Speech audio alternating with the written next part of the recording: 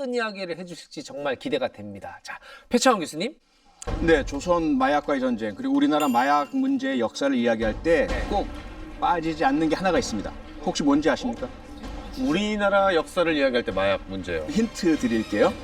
설록화 함께 보실까요? 뭐가 보이시나요? 아니 복장이 좀 달라요. 누워있는 사람들은 중국 사람들이고 위에 있는 사람들은 조선 사람들. 복장. 조선 사람들. 조선 사람들 보고 있는데 저기 누워있네. 근데 왜 담벼락 밑에서 우리나라 담벼락 밑에 저 사람들이 있을 이유가 있나요? 네, 우리나라에서 아편이 마약으로서 문제가 된 건 바로 청나라 때문입니다. 네, 지금부터 도대체 어떤 일이 있었던 것인지 자세히 알려드리겠습니다. 우리나라에서도 양귀비는 원래부터 나고 자랐습니다. 앞서 이제 이해국 선생님이 말씀해 주셨었죠. 그리고 약으로도 쓰였었고요. 그런데 그 당시에는 아편 중독 문제 그렇게 심각하게 발생하지 않았었거든요. 왜일까요? 그 소문이 안 퍼진 거죠? 약으로만 생각해서 그럴 수 있지 않을까? 네. 네, 아주 유사하긴 한데요. 예전에는 아편 재료가 되는 양귀비를 약으로 썼다면 청을 통해서 아편을 흡연하는 문화가 알려지면서부터 아편 중독이 문제가 된 거죠. 그런 상태였던 청을 바라보던 조선에 이 아편 중독에 대해서 엄청난 경각심을 갖게 된 사건이 발생합니다. 본격적으로 퍼지게 됐다는 거는 거기서 뭔가 대량으로 들어왔다든지. 아편 때문에 전쟁이 발생합니다. 소위 말하는 아편 전쟁.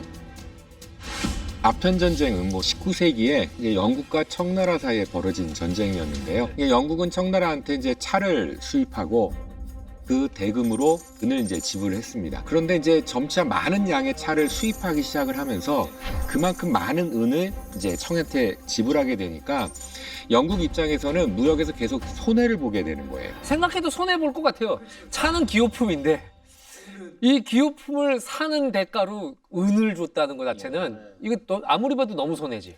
그러니까 청의 입장에서 봤을 때는 이렇게 아편이 이제 많이 퍼지게 되니까 이 문제를 해결하기 위해서 영국 상인들이 이제 창고에 보관하고 있었던 거를 이제 마음대로 청 관리가 폐기 처분을 하죠. 요거 잠깐 이제 야사 하나 말씀드리면 이제 그 중국 그 홍콩 옆에 있는 광저우항에서 이제 이제 아편을 쌓아놓은 거를 바다에 던지고 불질러 버려요. 그때 수많은 광저우 중국 백성들이 울면서 바다에 뛰어들었대. 왜요? 내 아편! 중독자들이 그러니까 저거를 버리고 넘기는. 자, 이런 상황을 바로 옆에 있었던 우리 조선이 보고 있었어요. 그러니 어떻겠습니까? 이게 백성들이 아편에 중독되고 나서 일어나는 현상이 얼마나 심각한지를 목도를 했단 말이죠. 게다가 그 당시에 그 심각성을 정말 절감하게 해주는 사진이 있었습니다. 사진 나와 있어요. 네, 직접 한번 보실까요? 저 사진들이 바로 아편 전쟁 전후 그 시기에 이제 촬영된 사진들이거든요. 청나라 전역에 저런 아편 굴들이 생겨났었던 것이고요. 이 소식을 조선 조정이 접하게 됩니다.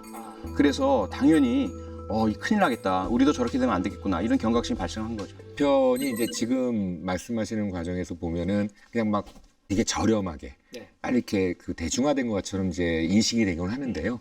그 자체가 상당히 그 제조 과정이나 이렇게 그 흡연할 수 있는 어떤 도구나 이런 것들이 고가인 게 좀 있었어요, 사실은. 그러니까 중국 청나라에서 아편을 처음에 보편화되는 과정에서는 이제 귀족이나 아니면 이제 부호가들, 그래 이제 취미 형식으로 시작을 했던 것이었고요.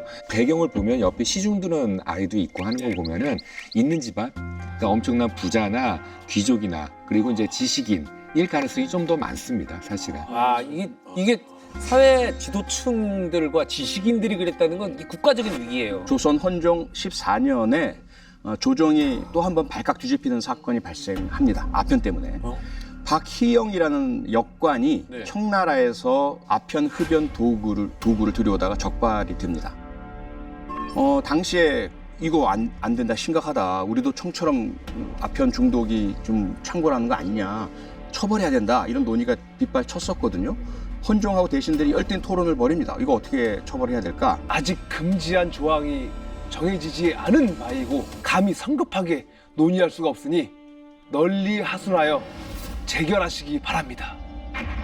처벌을 안 했네요. 죄형 법정주의라고 하죠. 미리 법을 만들어 놓지 않고서 이거 나쁘네? 지금 너 처벌할 거야. 이건 해서는 안 되는 거란 근대의 형법론인데요. 근데 조선에도 같은 원칙을 가지고 있었어요. 박기영이라는 사람은 어떻게 됐어요? 네, 박형이라는 사람은 어떻게 해야 될까? 괘씸하니까 유배를 보내자.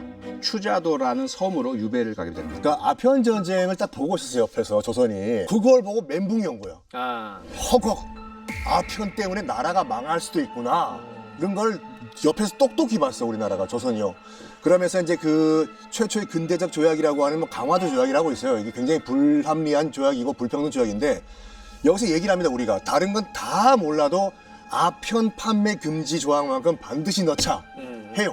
근데 일본이 처음에 거절해요. 한다고 그래요. 그 왜? 해.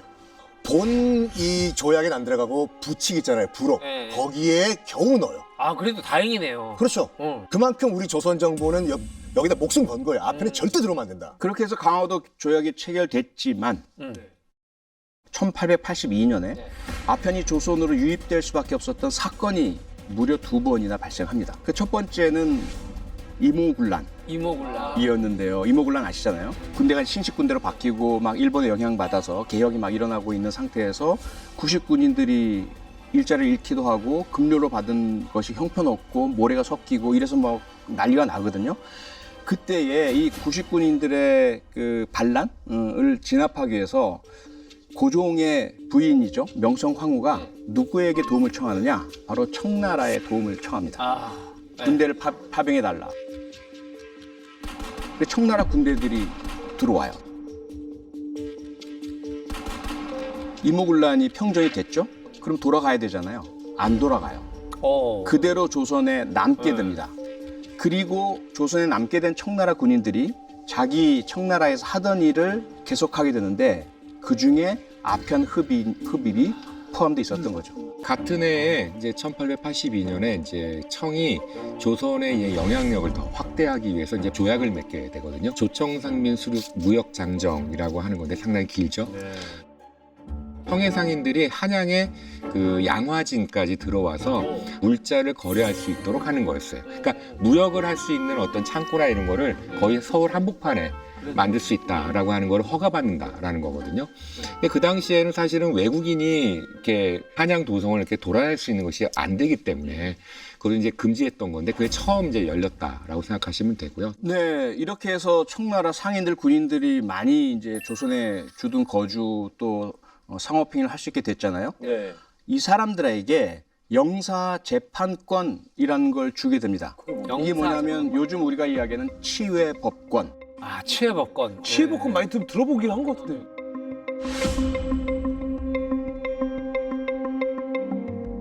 당시에 청나라 상인들에게 이게 적용이 되었는데 자신들이 청나라에서 피우던 아편 그대로 가지고 와서 우리는 치해법권이야? 조선법 통하지 않아? 조선의 순찰 술라 나한테 오지 마 이러면서 마음대로 피우기도 하고요. 이 치해법권을 이용해서 조선 사람들에게도 아편을 권하고 전달하고 판매하고 이렇게 하기 시작합니다. 점점 조선 사회에 아편이 퍼지기 시작한 거죠. 마약이 시대를 막론하고 한번 이제 물꼬가 터지면은 어떤 권력자도 못 막는 것 같아요. 중독이라는 의학적인 문제도 있지만 네. 그 뒤에 도사리고 있는 것은 가장 중요한 핵심적 문제는 돈입니다. 돈. 돈과 마약 빠질 수 없는 이름이 있죠.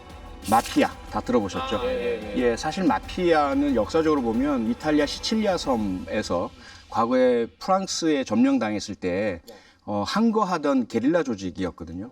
그리고 그 이후에 무정부 상태가 되었을 때 농민들을 지켜주던 침탈 강도 등으로부터 지켜주던 그런 자생적인 자경단, 비질란티 조직이었는데 정부가 이제 합법적인 질서 유지를 하기 시작하면서 없어져야 되잖아요. 네. 근데 없어질 수가 없어 조직의 생리상 계속 존속을 하게 되면서 범죄 활동을 하기 시작한 거예요.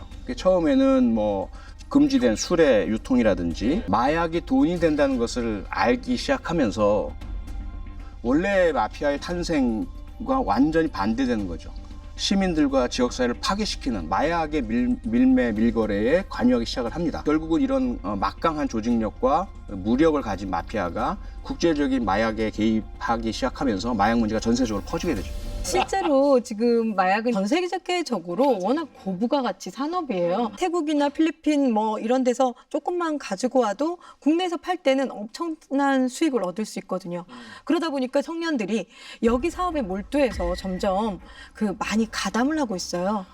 그래서 지금 어떤 그 친구들은 자기네 친구들끼리 밀수를 해서 국내에서 자기네들만의 시그니처 뭐 도장을 찍어서 엑스터시에 찍어서 보낸다거나 판다거나 개인의 일탈이 아니라 점점 조직으로 이제 커가고 있는 게 우리나라도 현실입니다. 멕시코에서는 그 범죄, 그 마약 범죄 조직 범죄 때문에 실제로 실종된 사람 한 10만 명? 아마 멕시코에서 가장 심각한 어떤 사례?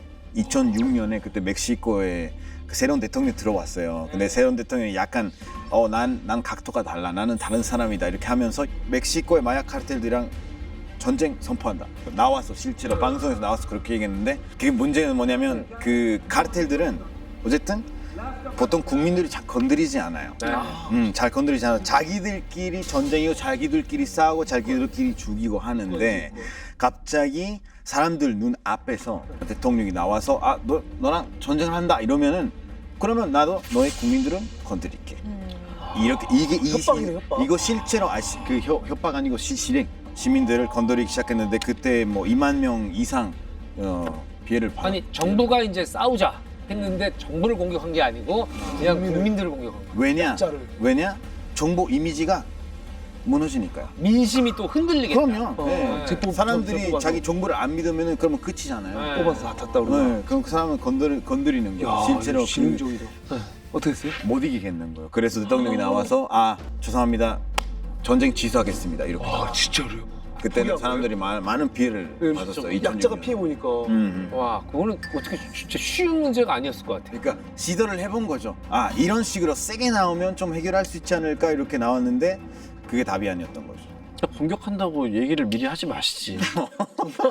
갑자기?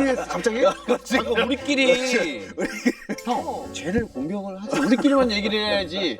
저 공격하자고요. 예? 공격하자. 그럼 조용히 대비를 하겠지. 표창원 교수님 마무리를 해주신다면. 네. 호기심이 생기고 혹시 누군가 마약하는 모습이 멋있어 보여서 그리고 좋아 보여서 마약에 손을 댄다면 그것만큼 미련한 일이 없습니다. 호기심으로도 건드려서는 안 되는 것, 그것이 바로 마약입니다.